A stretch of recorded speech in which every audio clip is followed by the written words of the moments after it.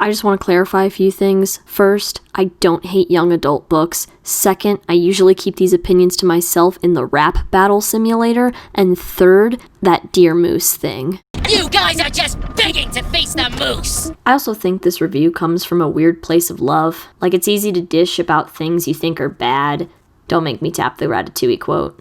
I think I have beef with Shadow and Bone because I'm a nerd for Russian folklore, but also I read the Six of Crows duology first, adored it, took it out to dinner, and then exchanged wedding vows with it. And the truth is that you could read the duology on its own, having never come into contact with the Alina-focused trilogy or the whole new duology that's in progress. Until a show comes out, that is, and like I said. You guys are just begging to face the moose! Okay, quick rundown of the lore and the setting. The Grishaverse is a world very much like our own, compiled of these countries. Are there other countries? Probably, but they're not important. In the world, there are magical people known as Grisha, blessed, or witches, but that one's derogatory. The Grisha can alter elements, summon weather, heal and affect bodies, create and invent amazing metals, change appearances, and apparently summon demons or slice the fabric of our world if they're really powerful. Also, they can live for a crazy long time. The more powerful the Grisha, the longer they live. They get their powers from an unknown energy that is 1 part science and 2 parts pseudo-spiritual. Most Grisha inherit their skills from their parents, but sometimes it's from a distant ancestor. There's the implication that some people have it lying dormant, pushing it down because of fear or shame. This causes the person to grow sickly, weak, and eventually die earlier than normal. Grisha are also interested in energy focuses known as amplifiers. These amplifiers come from animals and highly mythic creatures that live in this alternate world. If a Grisha hunts and bonds with a powerful beast through combat, they can take the bones or teeth as a trophy and create an amplifier. It's kind of like a badass token. Imagine if over summer break your friend Marcus went to Florida and met a giant magical alligator, fought it to the death in a match of mutual respect, then took its teeth, made a necklace, and suddenly was way better at basketball than you. Also, he refuses to ever take it off. It's like his permanent retainer. It's there for good. In typical fantasy world fashion, the Grisha are treated poorly, enslaved, burned at the stake, brainwashed, organ harvested, except in the Shadow and Bone timeline in Ravka where they're treated less kinda poorly. People in Ravka have mixed feelings about them, and the fate of Grisha in Ravka varies from family to family.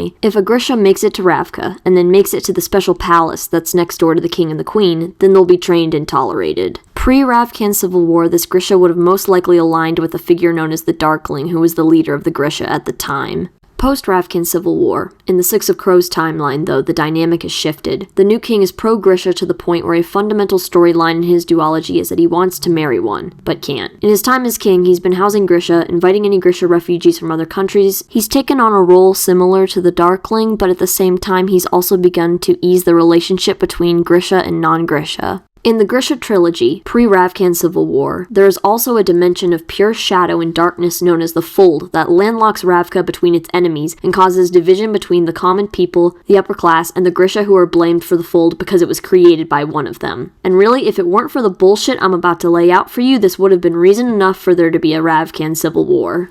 While this world is steampunk-esque with old-timey guns, tanks, submarines, and airships, superstition reigns supreme with cults, saints, and traditions that ironically make it harder for the Grisha to survive. You'd think in a world where everyone is worshipping dead magical people that the alive magical people might get some respect, but you're wrong. And here's where stuff gets tricky. Besides timeline shenanigans, the Grisha Trilogy and the Six of Crows duology fundamentally disagree on what they want to say on a character level and a moral level. The issues that drive this world are handled so differently that a TV series combining the timelines could be less than ideal. I would argue the Grisha Trilogy treats each issue like a surface-level aesthetic, say that 3 times fast, versus Six of Crows, which knows exactly where it stands, commenting on the world in bold strokes. Alina Starkov is the main character of the Grisha Trilogy. She is an orphan who spent her life ignored, insulted, alone, and powerless. She joins the Ravkan army because as an orphan she has no other avenues, and her best friend and childhood sweetheart Mal also joined. In typical Chosen One fashion, Alina learns that she has incredible Grisha powers. She is heralded the Sun Summoner, and her main goal in the series is to kill the Darkling, her foil and opposite. The Darkling created the Fold, and to defeat him, Alina must find 3 legendary beasts who will give her the amplifiers she needs to get the job done. See, look, Russian!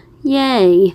The plot is basic enough that you have to do a lot of character building to make up for it. As a reader and audience member, I find it easy to settle into plot patterns as long as I feel the characters are compelling. Characterization can make even the simplest stories fascinating. Unfortunately, the Grisha trilogy fails to achieve that characterization with its protagonist. I can't root for Alina because after 3 books, I really don't know her. Alina has multiple facets of her identity that could have been explored, and nearly were, but were constantly undermined or shifted to the background for her love interest Mal or for action scenes. Nikolai, the bastard prince of Ravka, and the Darkling, the antagonist wizard, are the 2 characters and potential love interests that push these details to the surface for Alina. Their presence in her life demands that she face herself and ultimately rise to meet these challenges or grow. What undermines all of these potential avenues, though, is the 3rd most important character for Alina in her life. Mal. Here's what I can tell you about Mal, Alina's main love interest and childhood best friend. Yep, that is the guy she gets with, and if you don't believe me, let me invite you to my reading corner where we can see Mal's greatest hits.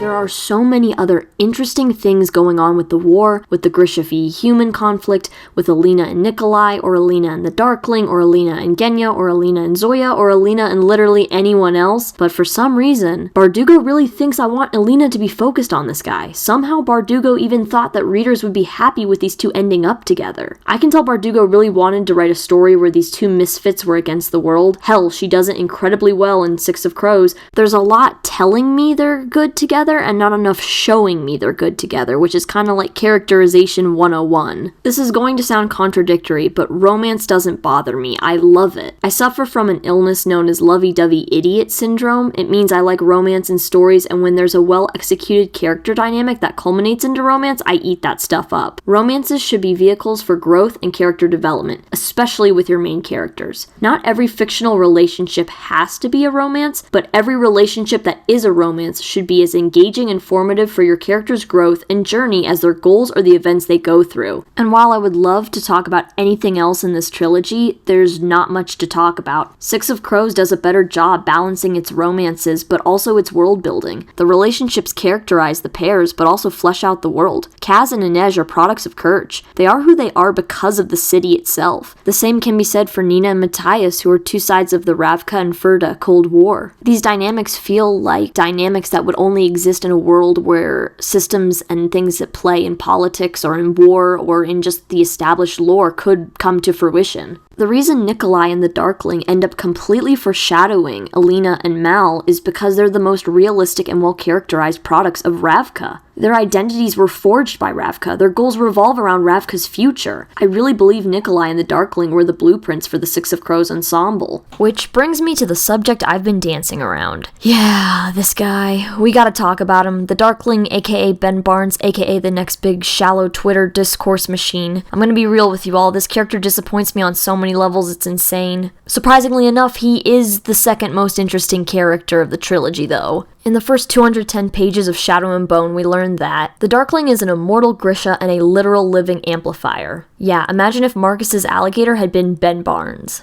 The Darkling created the Little Palace, aka the one safe place for Grisha in the world. But this safety is only allowed by the childish Ravkan king and queen who have little concern for their people and are mainly preoccupied with parties and luxury. Grisha, who finds safety in the Little Palace, could also be drafted to grease the war machine. A lot of humans distrust the Darkling and are pretty open about despising him. In his first introduction by name, a side character calls him and the other Grisha unnatural. People also gossip about him having no soul. Alina initially believes pretty much all of these rumors, but in 210 pages, her misconceptions start to be disproven. Turns out he's just a guy burdened by immortality and also really cares about Ravka and what happens to the Grisha. It then becomes abundantly clear to the reader, but not Alina who's preoccupied with Mal City 24/7, that the Darkling is going to have a coup. We don't know how he's going to do this, but it's implied that it will either come with the destruction of the fold, or something I guessed early on was the potential of controlling and expanding the fold into enemy territory. I'm sorry, but what better way to challenge your heroine? Alina most acutely would feel the conflict between her Grisha and human identity. What would she choose? If Alina was in the same place as the Darkling, after hundreds of years of watching her Grisha friends and family be tortured and slaughtered, would she also resort to expanding a dangerous magical dimension into her enemies' homes? But really, who has time to consider that? Bardugo suddenly remembered that she needed a big bad for Alina to kill, and so the Darkling gets turned into an ancient tyrannical monster, who spends the rest of the series being creepily possessive of Alina, harming other Grisha, and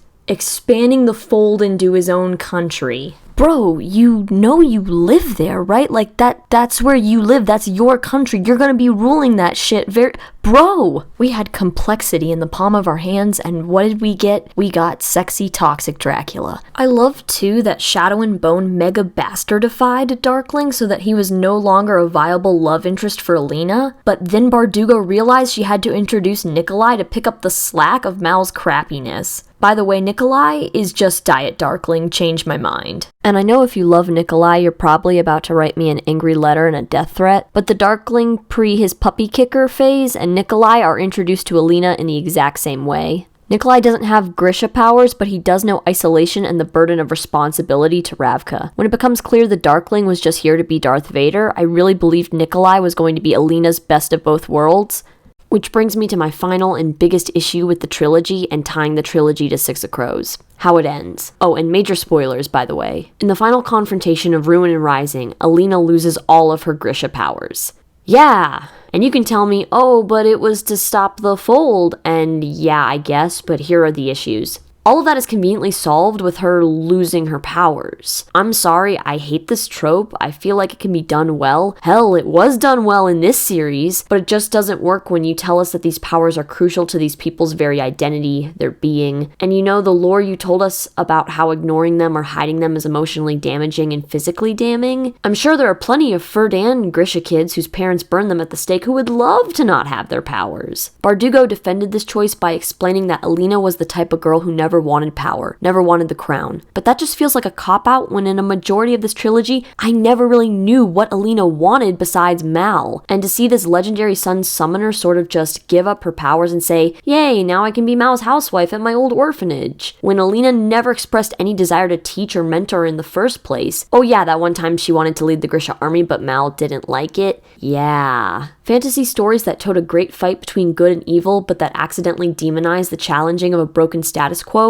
and then end with the fight being won for good, but the broken status quo never really changes, are a dime a dozen. Six of Crows is an extreme variation of this fantasy plot. It's a heist, it's a character study, it's a book about war, but not on the battlefield. Besides the issues with the timelines, which are many, there is a fundamental tonal dissonance between the trilogy and the duology that I keep touching on, and fear will make the show messy, and at best a B-rate fantasy Netflix production. You can throw this high-level CGI moose at me and Ben Barnes all you want, that's not going to change this stuff. The Grisha trilogy tries to tell a coming-of-age story, falls short, and fails to do anything meaningful but create shallow tension and debate over whether or not you're allowed to be interested in the hot, morally black and white villain. The relationship discourse really covers up how this trilogy fails to address the big issues of being a Grisha, or of a corrupt kingdom, or of sacrifice, or of having the luxury to take the high road in certain circumstances. Six of Crows is all about hard moral choices, but also the rewarding of status quo disruption. The duology, unlike the Shadow and Bone trilogy, values characters for tricking striking and knocking in the kneecaps of a corrupt system or the unfairness of war or cruelty. It also creates a narrative where you can sympathize with the characters being selfish, angry at the world, or just out to succeed for themselves. It feels earned because the characters act like how abused and angry orphans would act. They're bitter and sometimes cruel and most of all sad, and they throw themselves into this Suicide Squad style quest because they have nothing to lose. None of them are chosen ones, and the whole of the world looks down on them. And it's hilarious to me imagining how appalled Alina and Mal would be if they ever interacted with this group of assholes. Funny too that the villains in Six of Crows are rich noblemen, corrupt bureaucracy agents, slavers, religious zealots, and actual fantasy fascists, versus Shadow and Bone where it was the heroine's foil, who was the beloved leader of a disenfranchised people, who was making her grow by questioning her and challenging her, right before the author remembered he's the villain and had him,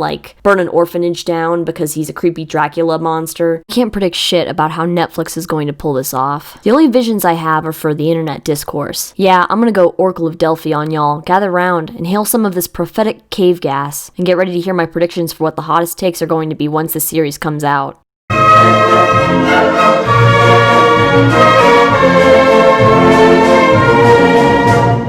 Starting us off, there are going to be the Alina should have ended up with no one crowd. They will pat themselves on the back as good allies and feminists. But this take falls apart when you realize a majority of Alina's interactions are with her 3 love interests and her thoughts revolve around them. There will be 2 types of Darkling Alina shippers, the ones who guiltily like it and self-flagellate anytime it's mentioned. These people will be torn asunder morally, but can't help that they like interesting conflicts and stories. Ah, if only they were good, and pure, and read more coffee shop AUs. The second group of Darkling Alina shippers will just go ham. No subtlety, no nothing. All not safe for work. All dead dove don't eat. They'll write 12-page-long essays about why the internet not letting them be kinky is a sign of puritanism in the modern day. They'll defend the Darkling with every last breath, forgetting that he did burn down an orphanage. Or they'll be into that. There will then be the anti-Darkling Alina shippers. You know, the people that don't actually like Mal Alina, but are really just here for the same reason people on the internet make a living discussing things they hate. They want to be the morally specialist person that week. They want the righteous fury and power of critics and literary novelists without having to have actually paid attention to their English classes. At some point, Ben Barnes is going to say something like, I don't think the Darkling is entirely a villain, or I think Alina and the Darkling have a profound connection, and the earth will be salted and the tweet threads will never end and your inbox will be full of poxes and plagues.